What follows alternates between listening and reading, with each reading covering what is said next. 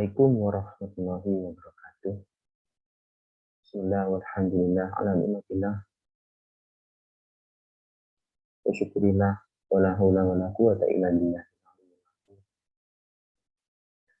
Pada pertemuan kali ini ada dua hal yang ingin saya sampaikan. Yang pertama adalah rencana pembelajaran semester, dan yang kedua mengenai materi media audiovisual. Sebelumnya perkenalkan, nama saya Muhammad Yusfi Bali. Saya merupakan dosen di program studi pendidikan guru madrasah ibtidaiyah di lingkungan Fakultas Agama Islam Universitas Nurul Jadid.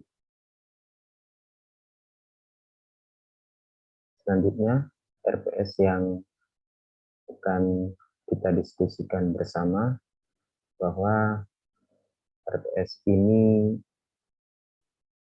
merupakan kontrak perkuliahan kita selama 1 semester, di mana semester ini Universitas Nurul Jadid masih menggunakan dua pola pembelajaran, yaitu pembelajaran secara offline dan pembelajaran secara online. Nah, pada semester ini saya mengampu mata kuliah media pembelajaran. Mata kuliah media pembelajaran ini memiliki bobot 3 SKS.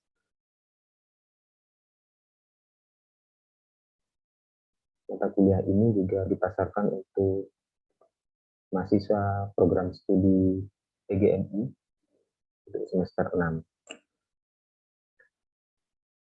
Di dalam RPS ini ada beberapa capaian pembelajaran yang harus dicapai dalam menempuh mata kuliah media pembelajaran. Capaian tersebut mencakup aspek kognitif atau pengetahuan, kemudian aspek sikap atau afektif, dan aspek keterampilan, di mana aspek keterampilan tersebut dibagi menjadi dua, yaitu keterampilan umum dan keterampilan khusus. Pada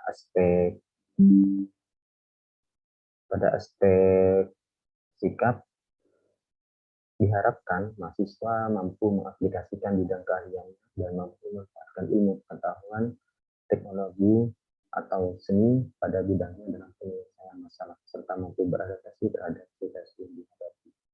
Jadi, mahasiswa diharapkan setelah mendapatkan materi pada kuliah ini, mahasiswa juga bisa mengaplikasikan dengan membuat produk berupa media pembelajaran. Kemudian pada aspek pengetahuan, yaitu mahasiswa diharapkan menguasai konsep teoritis pedagogis, kurikulum, pendekatan, strategi, model, metode, teknik, bahan ajar media, dan sumber belajar di lingkungan. Jadi media yang menjadi tugas-tugas dalam mata kuliah pembelajaran ini sebenarnya harus menguasai beberapa konsep teoritis tentang pedagogis, kurikulum, beberapa strategi dan bahan ajar, serta cara membuat media yang sesuai dengan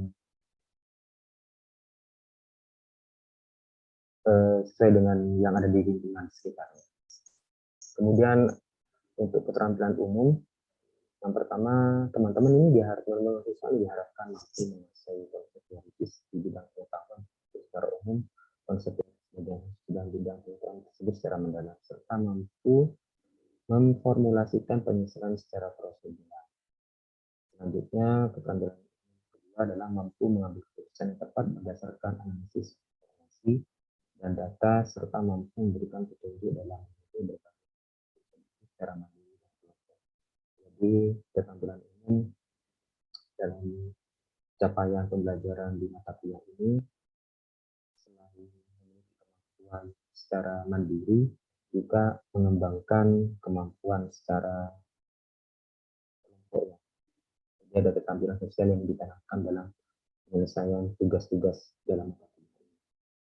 Kemudian untuk kompetensi umum, mampu bertanggung jawab pada pekerjaan sendiri dan dapat bertanggung jawab atas pencapaian hasil kerja organisasi. Ini salah satu bentuk dari kemampuan mandiri dan kemampuan berorganisasi.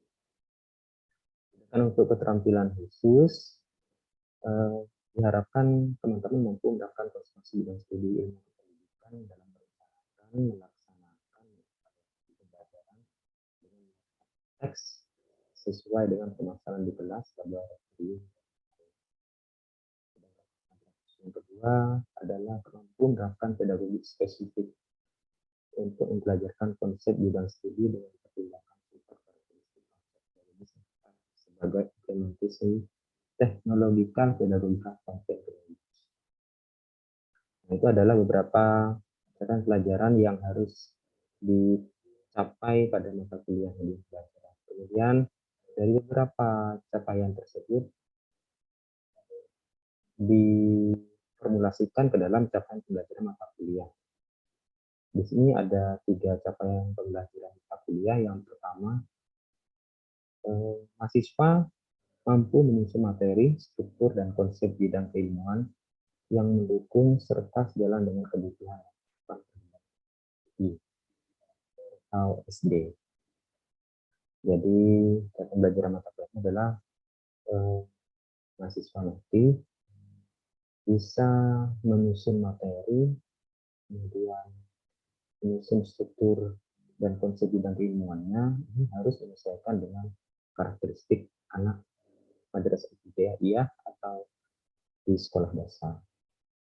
Kemudian untuk CPNK yang kedua adalah keterampilan mengintegrasikan media dengan sistem informasi manajemen atau SIM anak untuk memecahkan problem anak SD dan SD.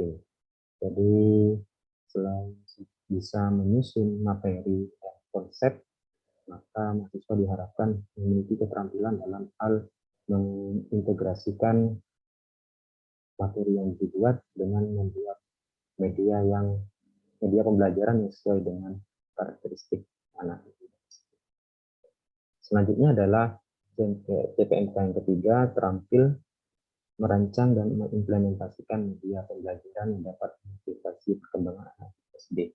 Nah, ini salah satu produk akhir ya dari mata kuliah ini, bahwa mahasiswa dan teman-teman sekalian nanti bisa membuat sebuah media pembelajaran yang dapat digunakan dalam pembelajaran di kelas. Tentunya media pembelajaran tersebut harus mampu meningkatkan motivasi belajar anak. Nah, dari beberapa CPNK tadi, kemudian di breakdown, dibagi menjadi beberapa sub CPNK.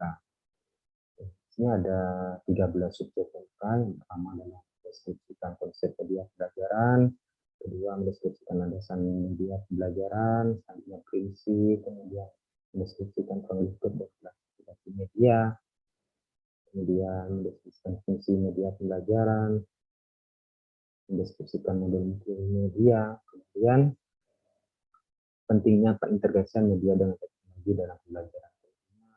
Ini sangat penting, terutama pada era sekarang, yaitu era digital, di mana media tidak hanya bersifat fisik, namun bisa berupa menggunakan platform dalam membuat media pembelajaran yang integratif. Nah, selanjutnya adalah prinsip-prinsip visual media pembelajaran. Kemudian kita akan membahas mengklasifikasikan tentang media proyeksi dan non-proyeksi. Selanjutnya mengklasifikasikan media audio dan video pembelajaran. Nah, ini adalah materi yang kita bahas pada hari ini, yaitu tentang media audio visual. Setelah media audio visual, kita akan bahas tentang kecenderungan media pembelajaran interaktif.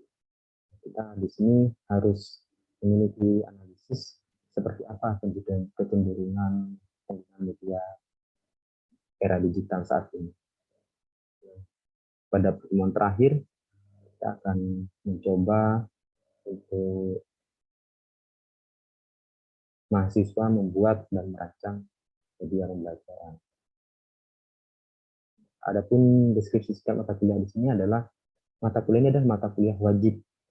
Mata kuliah wajib yang harus ditempuh oleh mahasiswa program studi pendidikan guru madrasah ibtidaiyah.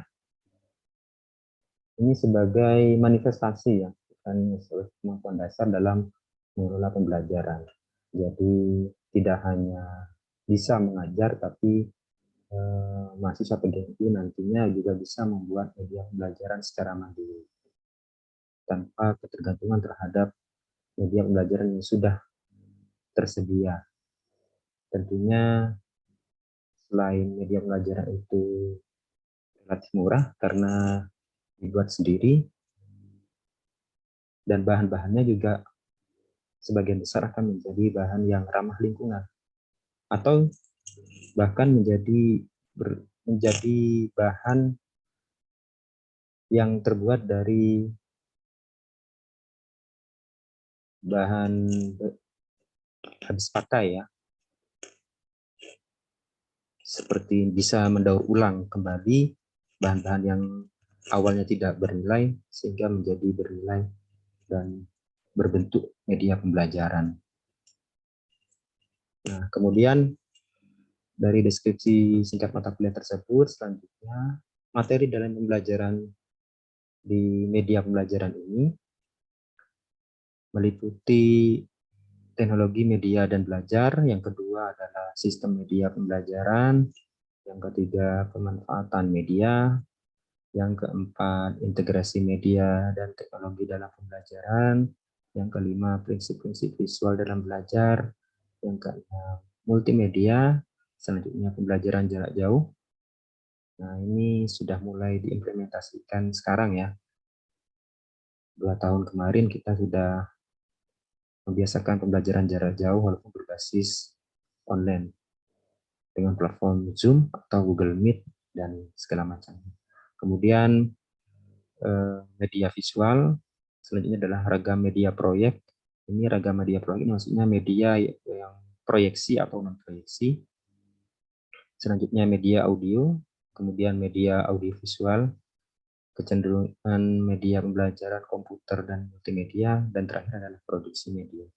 Jadi ada 13 bahan kajian yang akan kita laksanakan dalam perkuliahan dalam satu semester ini, di semester 6.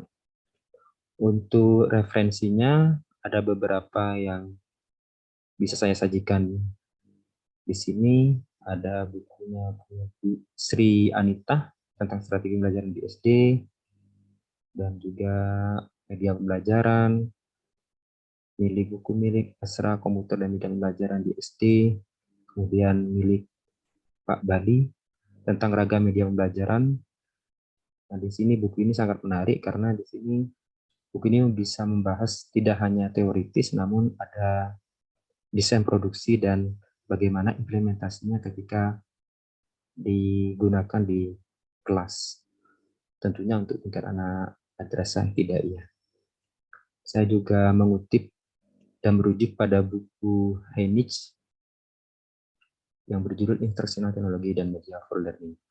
Nah, ini untuk referensi utama dan beberapa referensi pendukung. Tentunya teman-teman sekalian bisa menggunakan referensi yang lain yang tidak tercantum di sini sebagai pembanding ataupun tambahan keilmuan dalam membahas beberapa konsep-konsep atau media-media yang akan kita pelajari. Nah, untuk pertemuan yang pertama adalah perkenalan kontrak perkuliahan. Nah, ini ada kesepakatan dengan mahasiswa terkait dengan materi. Selanjutnya evaluasi penilaian dalam satu semester, kemudian hal-hal yang harus dikerjakan yaitu tentang tugas. Selain ada tugas individu, juga akan diberikan tugas secara berkelompok. Nah, untuk pertemuan yang kedua, kita akan membahas tentang teknologi media dan belajar. ya. Nah, pada teknologi media dan belajar ini kita membahas tentang konsep-konsep medianya. Jadi ada materi konsep yang membahas definisi dan konsep dasar tentang media pembelajaran. Selanjutnya adalah sistem media pembelajaran. Sistem media pembelajaran ini bahasannya meliputi landasan psikologis, historis, teknologis, dan konseptual teoritis media pembelajaran. Nah, pada pertemuan ketiga ini ada tugas pertama. Tugas yang pertama dalam rencana pembelajaran semester ini yaitu membuat resume terkait landasan psikologis, historis, teknologis, dan konseptual teoritis media pembelajaran. Nah, tugas ini selain membuat resume, ini juga nanti dipresentasikan di depan kelas secara berkelompok. Selanjutnya adalah pemanfaatan media. Di pemanfaatan media ini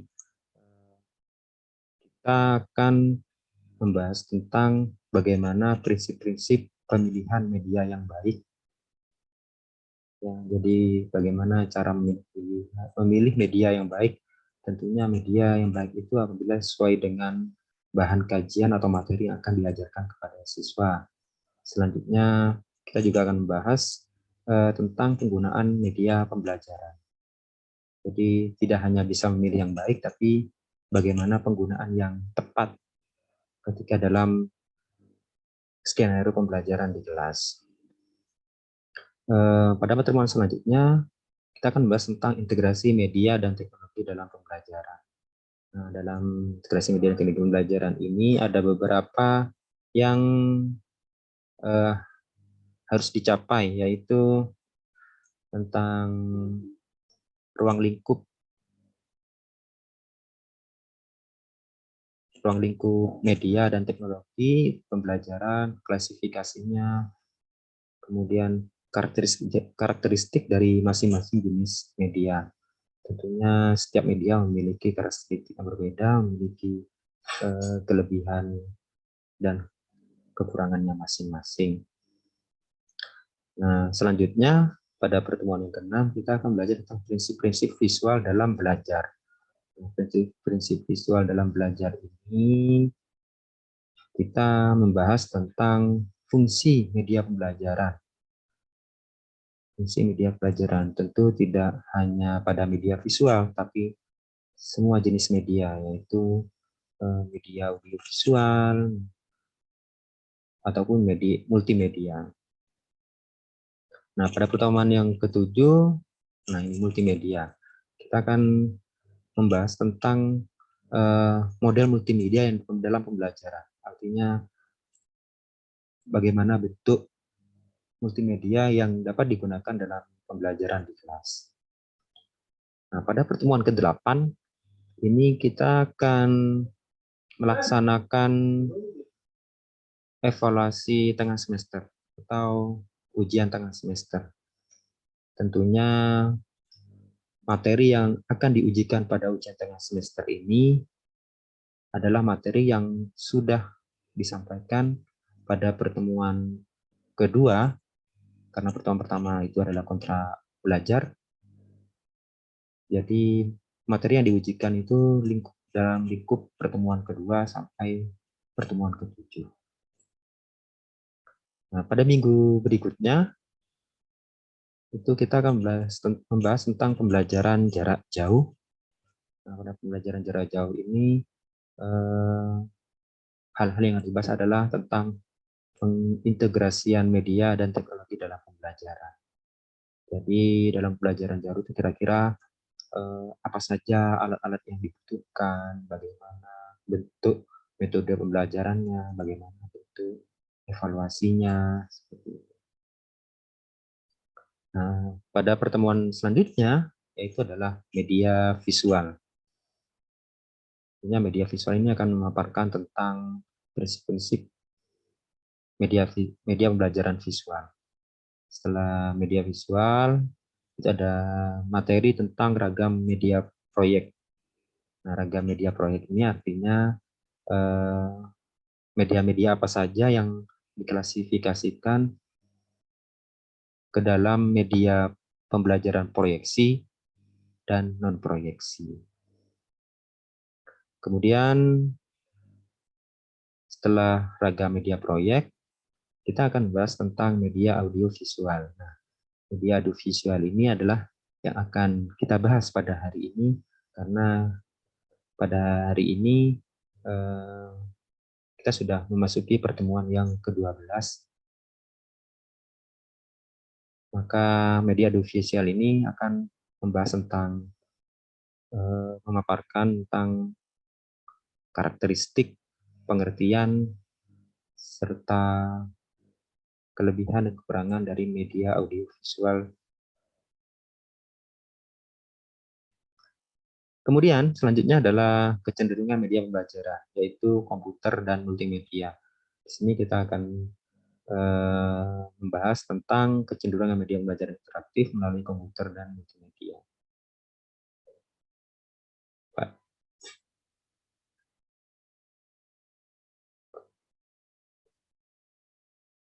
Selanjutnya, pada pertemuan ke-14, kita akan sampai di tahap mencapai akhir, ya, memasuki tahap akhir perkuliahan. Oleh karena itu, pada pertemuan ke-14 ini akan ada pembagian tugas kelompok, di mana tugas kelompok tersebut adalah memproduksi media. Jadi, teman-teman nanti pada pertemuan 14 ini sudah bisa memulai untuk merancang dan membuat media yang akan digunakan sebagai tugas akhir dalam mata kuliah ini. Tentunya media tersebut harus sesuai dengan karakter siswa SDMI dan sesuai dengan kurikulum yang sudah ditetapkan oleh pemerintah. Selanjutnya adalah menilai dan memvalidasi produksi media. Ini masih satu lingkup dengan produksi media, karena menilai dan memvalidasi media pembelajaran ini adalah merupakan apresiasi, ya, dan menguji coba seberapa baik kualitas dan kuantitas dari media yang telah dibuat oleh teman-teman sekalian. Nah, pada pertemuan ke-16, ini adalah ujian akhir semester. Jadi, dalam satu semester ini ada 3 tugas, baik itu tugas individu dan juga tugas kelompok, selain UTS dan UAS. Untuk bentuk penilaian dari mata kuliah ini adalah kehadiran, tentunya kehadiran mahasiswa itu juga akan menjadi penilaian dari saya, selain UTS, nilai UTS, nilai UAS, dan tugas-tugas individu dan kelompok. Demikian RPS yang saya rancang dan saya rencanakan dalam satu semester ini. Selanjutnya, kita akan memasuki pembahasan tentang materi.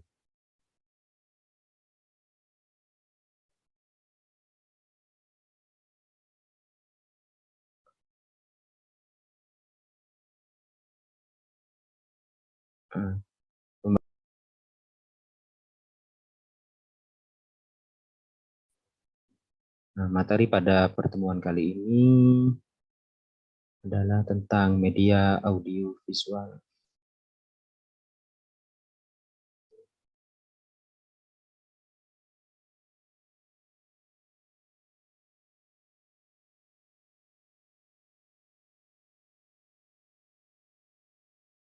Baik, media audiovisual. Untuk yang pertama kita bahas tentang pengertian apa itu media audiovisual. Media audiovisual adalah seperangkat alat yang dapat memproyeksikan gambar bergerak dan bersuara. Jadi media audiovisual itu adalah suatu jenis media yang memadukan dua unsur, yaitu unsur gambar dan unsur suara.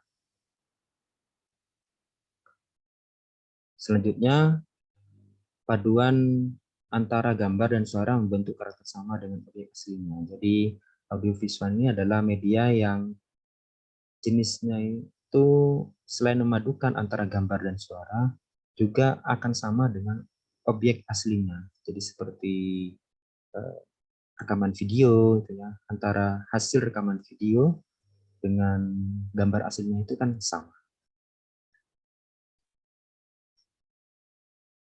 Selanjutnya adalah sebelum kita melanjutkan pada bahasan berikutnya, mari kita ingin kembali tentang piramida pengalaman belajar menurut Edgar Dell ya. Jadi pengalaman belajar itu merupakan hasil ya, hasil belajar dari pembelajaran yang dilakukan menggunakan media pembelajaran. Nah, kita lihat ada 4 unsur yang kaitannya dengan media audiovisual. Yang pertama, di poin A ini, kita ketahui ada 10%, artinya jika media kita gunakan hanya media bacaan atau lambang kata berupa buku dan bahan bacaan, maka kemampuan mengingat dan pengalaman belajar yang diperoleh dari bacaan itu hanya 10%. Hanya 10% yang diperoleh. Sedangkan bagaimana kalau dengan mendengar? Ya, kalau hanya menggunakan indera pendengaran, maka daya ingat dan pengalaman belajar yang diperoleh itu hanya 20%. Pendengaran ini bisa berupa langsung, baik dari orang, dari kita berwawancara, atau melalui alat seperti radio, kemudian recorder gitu ya, yang media yang hanya menghasilkan audio saja. Selanjutnya untuk yang C itu 30%. Apabila hanya melihat gambar secara visual. Meskipun gambarnya itu adalah seperti gambar 2 dimensi, yaitu lukisan, poster, dan potret. Nah, ini jika hanya melihat saja dari gambar atau video itu daya ingatnya hanya memperoleh 30% dari materi keseluruhan. Kemudian untuk jika ada gabungan antara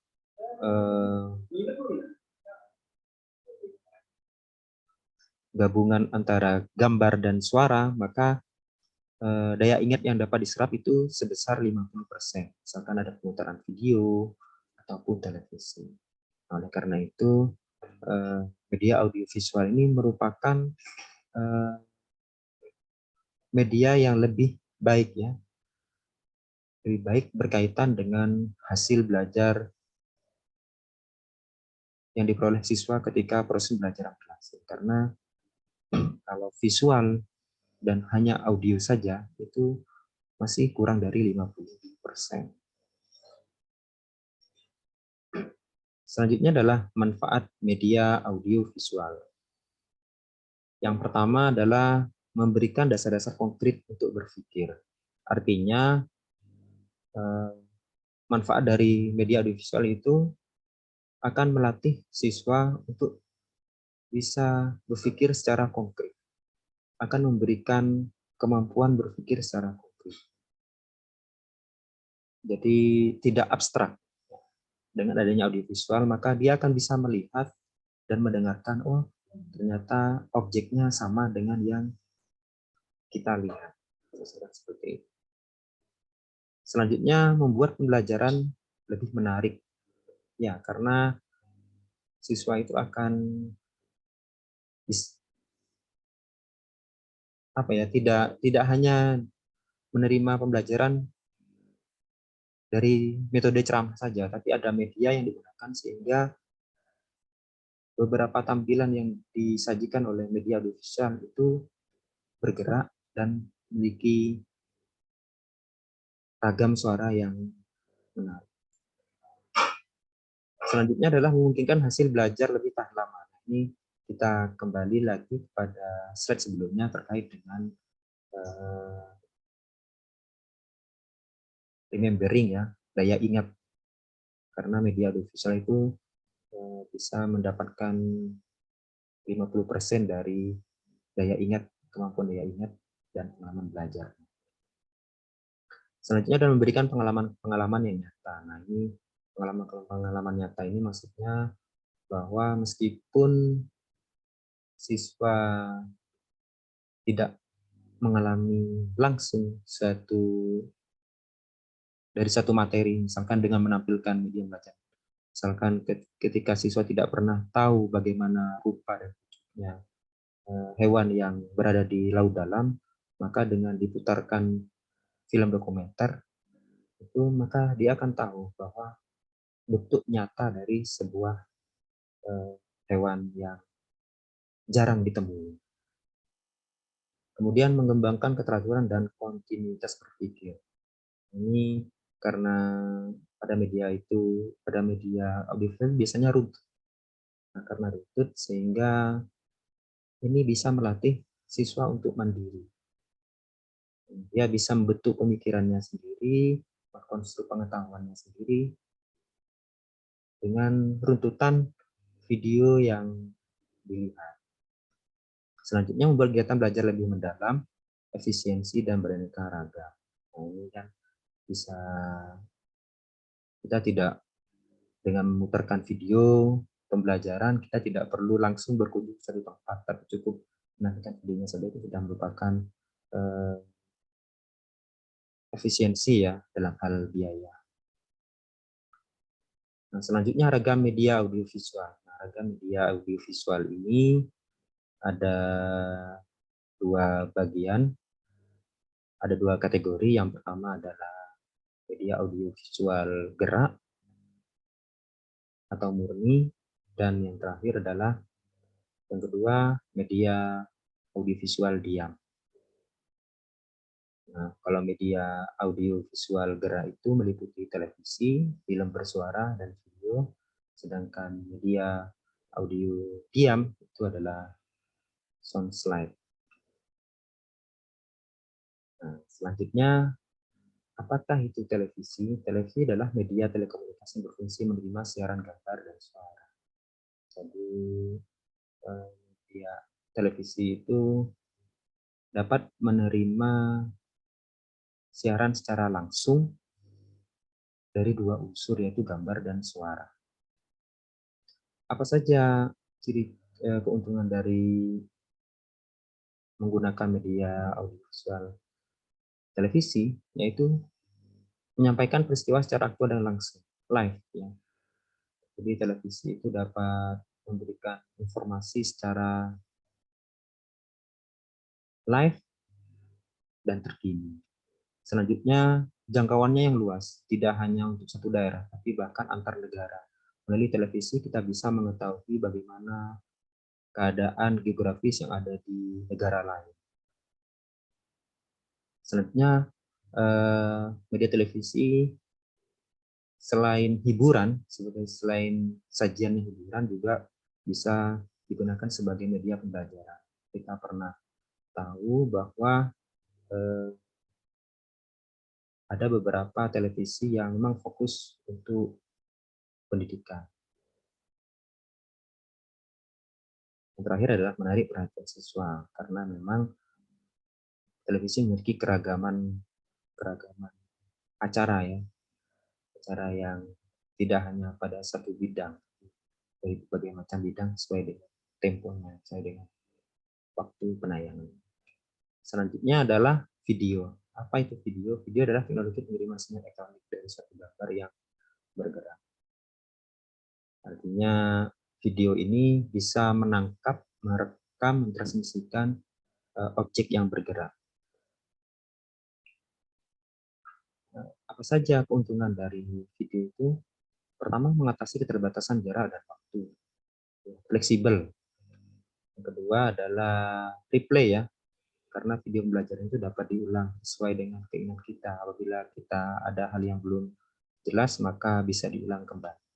Selanjutnya adalah cepat dan mudah diingat. Kemudian mengembangkan imajinasi peserta didik. Nah, ini salah satu dampak dari ketika melihat video, anak-anak itu bisa membayangkan atau berimajinasi tentang tokoh seseorang, misalkan seperti itu.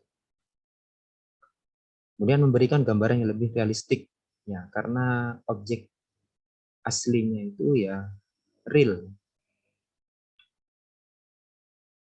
Kemudian sangat baik menjelaskan suatu proses dan tampilan, ya, karena video itu biasanya akan susunannya runtut, sehingga untuk menjadi referensi dalam melakukan sesuatu, misalkan bagaimana cara belajar yang baik, bagaimana langkah-langkah dalam pembuatan media. Nah, jika di video itu kita akan mengetahui bagaimana proses dan bentuk keterampilan. Terakhir adalah menumbuhkan minat dan motivasi belajar siswa, ya, karena kita bisa memberikan gambar yang bergerak dan bisa memberikan video pembelajaran itu sesuai dengan materi yang akan dibahas. Selanjutnya adalah film bersuara. Film bersuara itu saya mengutip dari Umar Hamalik ya, bahwa film yang baik adalah the right film in the right place at the right time used in the right way. Nah, film yang baik adalah film yang memenuhi kebutuhan siswa terkait berkenaan dengan materi yang akan dipelajari. Istilah ini bermakna 4R. Right film, right place, right time, right way. Apa itu film bersuara? Ya, sesuai dengan tema pelajaran. Harus sesuai dengan tema pelajaran. Selanjutnya, bahwa film bersuara juga menarik minat siswa dan seluruh jenis media audiovisual itu memang rata-rata menarik siswa. Benar dan otentik, ini artinya aktual ya, aktual dan otentik. Kemudian film bersuara itu up to date, dan bersuara up to date. Termasuk setting, pakaian dan lingkungannya itu biasanya up to date. Jika itu film yang mengisahkan saat ini, ya berarti setting, pakaian dan lingkungannya itu disesuaikan dengan saat ini. Jika film itu tentang sejarah kemerdekaan, maka setting, pakaian dan lingkungannya itu disesuaikan dengan film yang akan ditayangkan. Selanjutnya adalah sesuai dengan tingkat kematangan siswa. Tentunya film bersuara ini juga harus disesuaikan dengan karakter siswa. Terakhir, pembenaran bahasa yang benar. Film bersuara ini biasanya menggunakan kosakata bahasa yang baik dan benar sesuai dengan kaidah bahasa Indonesia. Selanjutnya adalah inovasi dalam media pembelajaran. Inovasi dalam media pembelajaran itu membantu siswa. Nah, ini adalah media audiovisual yang dia, yaitu SoundCloud. Kenapa dianggap sebuah inovasi? Karena yang awalnya ini hanya sebuah tayangan slide, ya, tayangan slide, tapi bisa diberikan suara. Inovasinya adalah menggunakan platform, misalnya PowerPoint, Camtasia, seperti itu. Pemakaian tidak terikat oleh waktu, ya kapanpun bisa kita putar. Selanjutnya adalah sangat praktis dan menyenangkan, karena ini sudah disajikan dalam sebuah office, ya, sebuah platform, sehingga kita bisa membuatnya tanpa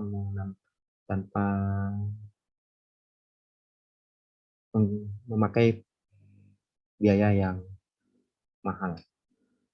Nah, relatif tidak mahal karena dapat dipakai berulang kali. Ya, betul. Selanjutnya adalah pertunjukan gambar dapat dipercepat atau diperlambat sesuai dengan keinginan kita, durasinya, kemudian kecepatan perputaran slide-nya seperti itu.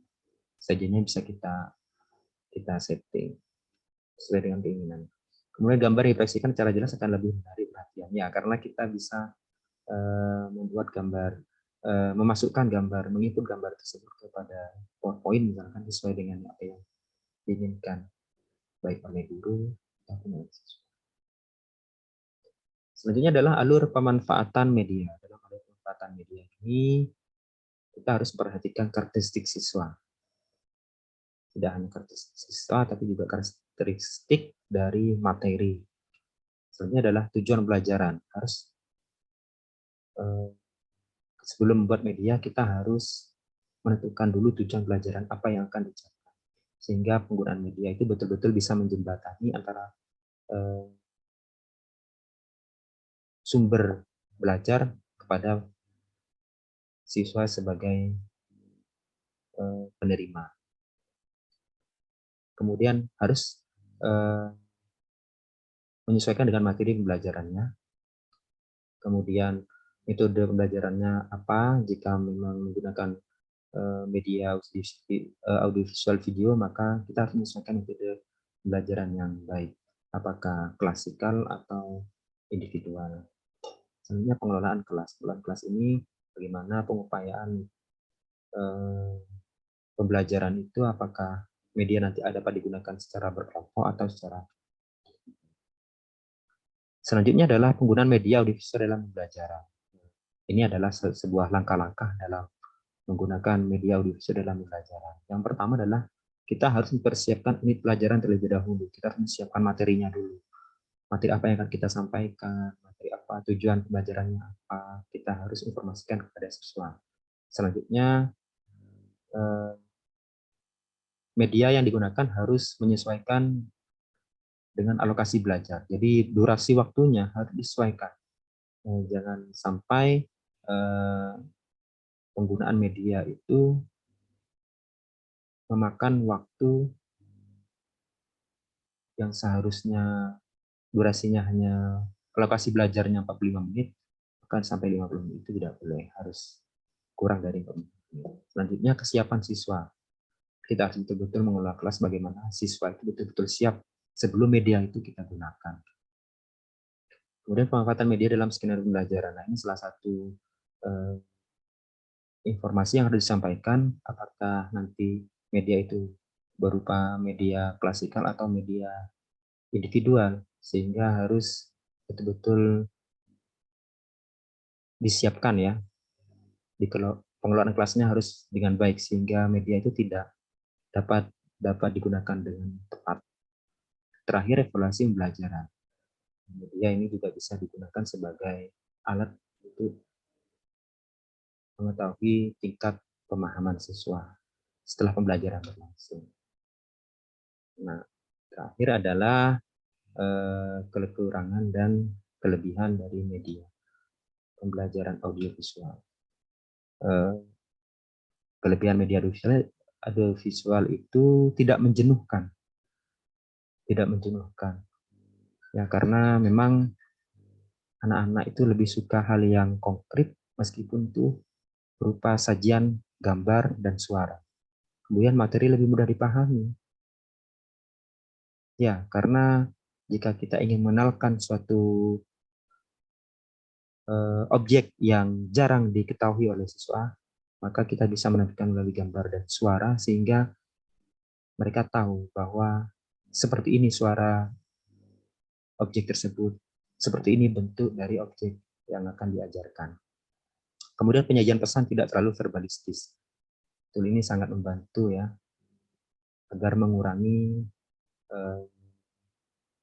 tipikal metode ceramah, sehingga anak lebih mudah untuk mengkonstruksi pengetahuannya sendiri.